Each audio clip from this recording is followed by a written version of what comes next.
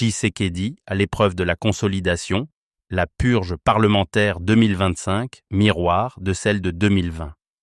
Beaucoup de Congolais sont perplexes par rapport au tournant politique actuel, leur manquant une lecture techniquement avisée des événements.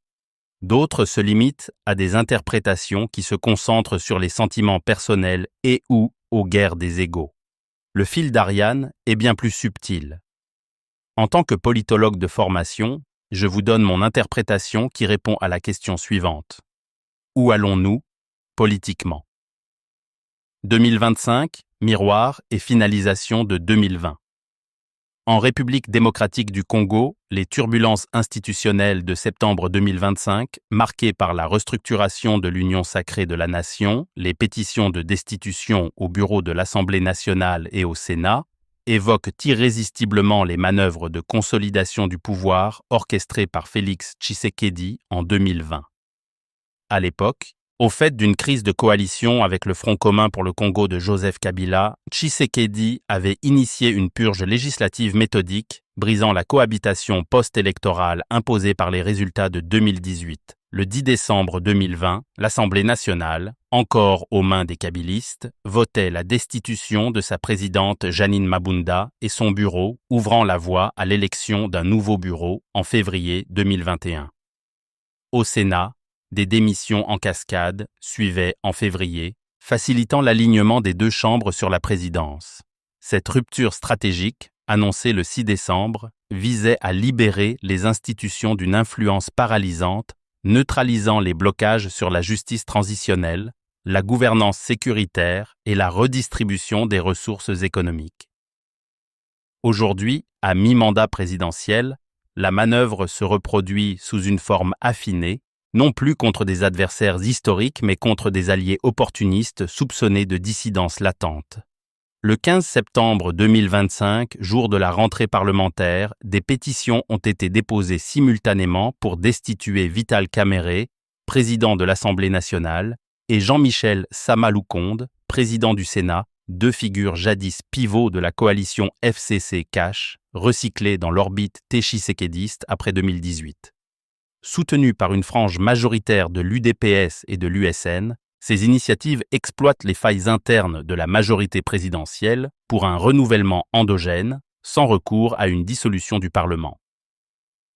Contre Kamerhe, les griefs portent sur des manquements présumés à la gestion parlementaire, avec 262 signatures collectées, largement au-delà du seuil requis pour une motion recevable. Le document a été officiellement réceptionné le 16 septembre et son examen en plénière est programmé pour ce 17 septembre. Au Sénat, les accusations miroirs contre Lukonde, incompétence alléguée et opacité budgétaire, visent un alignement symétrique de deux chambres. Cette offensive s'inscrit dans une restructuration plus large de l'appareil politique, initiée dès mars 2025, avec l'élargissement du présidium de l'USN de 6 à 40 membres, dont une bonne partie issue des forces extraparlementaires, et concrétisée par le Congrès du 30 août adoptant une nouvelle charte et un règlement intérieur.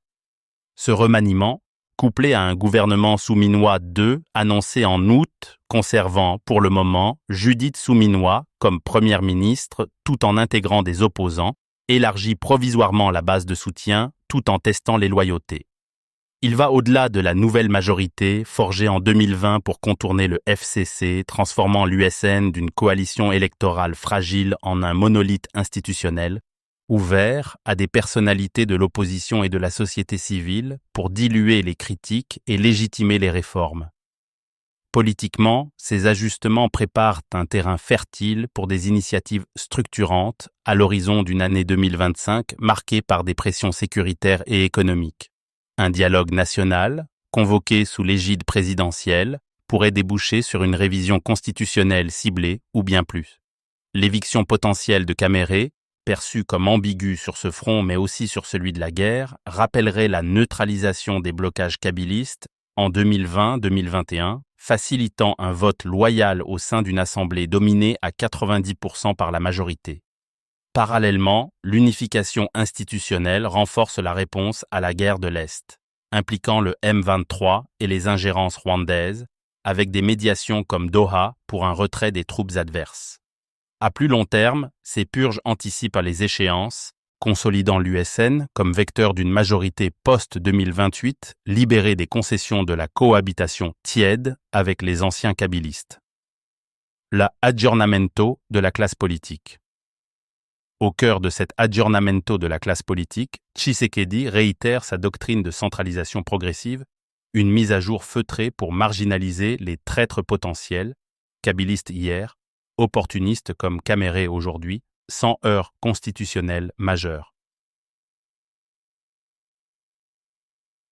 Fort de sa réélection à 73% en 2023, il transforme ainsi l'USN en machine étatique de guerre pour contrer la pauvreté endémique et l'instabilité frontalière.